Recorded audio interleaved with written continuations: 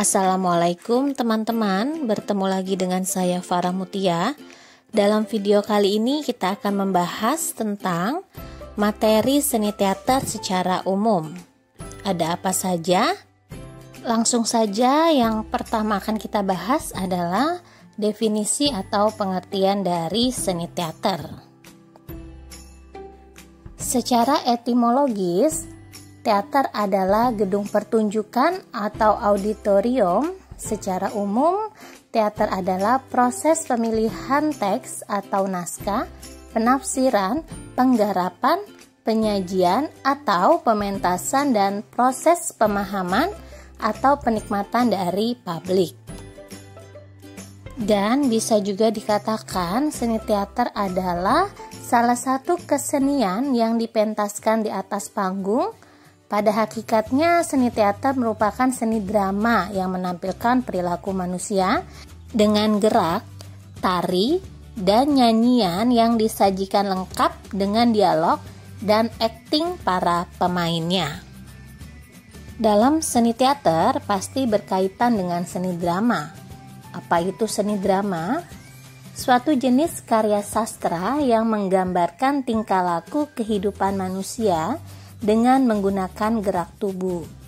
Dengan kata lain, drama melukiskan realita kehidupan, watak, serta tingkah laku manusia melalui peran dan ucapan dialog yang dipentaskan di atas panggung. Berikut penjelasan perbedaan teater dan drama agar kalian tidak tertukar lagi antara teater dengan drama. Yang pertama dari asal kata. Teater itu adalah teatron atau gedung tempat pertunjukan. Sedangkan drama asal katanya adalah draomai atau berbuat, berlaku, bertindak. Yang kedua, kita dapat melihat dari penyajiannya. Kalau teater ini adalah proses pemilihan naskah atau teks, penafsiran, penggarapan, dan penyajian. Sedangkan kalau drama menampilkan sesuatu yang biasa terjadi dalam kehidupan sehari-hari. Yang ketiga, kesimpulan dari definisi teater dan drama. Untuk teater ini adalah visualisasi drama atau drama yang pertunjukan di atas panggung. Sedangkan drama adalah salah satu unsur yang membangun teater. Jadi, suatu pertunjukan akan disebut pertunjukan teater apabila ada drama di dalamnya. Teater menjadi sebuah pertunjukan seni jika mengikut sertakan peran penonton. Berikutnya kita akan membahas unsur seni teater ada apa aja sih? Di dalam teater terdapat dua unsur, yaitu internal dan eksternal. Yang pertama akan kita bahas adalah unsur internal. Yang pertama ada naskah atau skenario. Biasanya di dalam naskah ini isinya berupa teks atau dialog-dialog yang akan dibawakan oleh para pemain, dan juga di dalam naskah biasa lengkap berisi tentang setting, alur cerita, dan sebagainya. Unsur internal yang kedua ada pemain. Pemain merupakan jantung dalam pertunjukan teater, karena pemain ini dapat menghasilkan unsur gerak dan juga unsur suara. Unsur internal yang ketiga ada sutradara, di mana sutradara ini adalah orang yang mengatur para pemain pada saat proses teater. Unsur yang keempat ada yang namanya pentas atau tempat pertunjukan teater. Selanjutnya yang kelima ada properti. Properti ini adalah alat yang biasa digunakan untuk pementasan teater dan biasanya digunakan oleh para pemain untuk menunjang karakter yang dibawakan. Dan unsur internal yang keenam, yang terakhir ini adalah penataan. Penataan dapat berupa penataan kostum, lighting, dekorasi, dan lain-lain. Berikutnya kita akan membahas unsur eksternal dalam pertunjukan teater. Unsur eksternal yang pertama ada staf produksi, di mana sekumpulan orang atau tim yang berkenaan dengan pimpinan produksi dan juga staf-staf di bawahnya. Tugasnya mengurus segala hal yang berhubungan dengan produksi, mulai dari menetapkan anggaran sampai dengan hal lain-lain. Unsur eksternal yang kedua adalah direktor. Tugasnya adalah mengarahkan naskah, mencari para pemain, dan juga pastinya mengatur staf-staf yang ada di bawahnya. Yang ketiga ada stage manager. Stage manager ini adalah pimpinan yang mengatur keseluruhan pada saat berada di atas pentas, dan juga pastinya mengatur staf-staf yang ada di bawahnya seperti tata lighting, tata dekorasi, dan sebagainya. Unsur eksternal yang keempat ada desainer. Sudah jelas desainer ini berhubungan dengan kostum yang akan dipakai oleh para pemain. Dan unsur eksternal yang terakhir adalah kru. Kru ini ada di dalam segala bidang, mulai dari proses produksi sampai dengan pementasan. Oke teman-teman, kita akan lanjut membahas jenis-jenis teater. Imade Bandem dan Sal Mugianto membagi teater daerah di Indonesia menjadi dua, yaitu teater tradisional dan teater modern atau non-tradisional. Apa itu teater tradisional?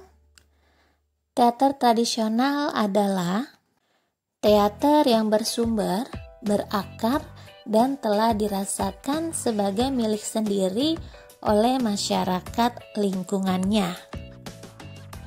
Berikut jenis-jenis teater tradisional, ada teater rakyat, teater klasik, dan teater transisi.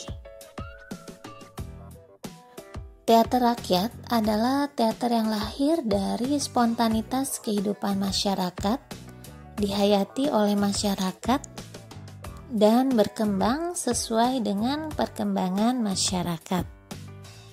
Berikut contoh teater rakyat yang ada di Indonesia, banyak sekali jenisnya.